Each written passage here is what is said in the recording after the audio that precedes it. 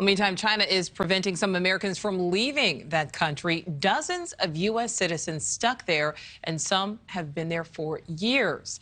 NewsNation's Sloan Glass is here. Sloan, with more on these exit bans.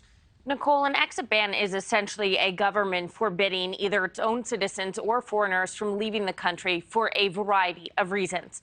This practice is fairly common nowadays in authoritarian countries.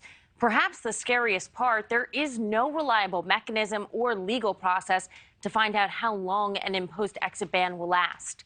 The laws are applied vaguely, and most, if not all, of the detainees in China are Chinese American citizens. The Wall Street Journal is reporting almost 30 people are subject to China's unlawful exit ban. The longest-running case involves Chinese-American businessman Henry Chai. Mr. Chai has a degree in aerospace engineering. The 61-year-old left China in 1988 and moved to California.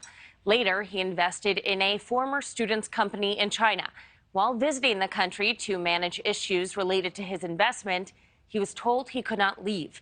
That was in 2017, and he is still there. Chai told the Wall Street Journal that despite not being charged with a crime, he fears the degenerating U.S.-China relationships will worsen his case.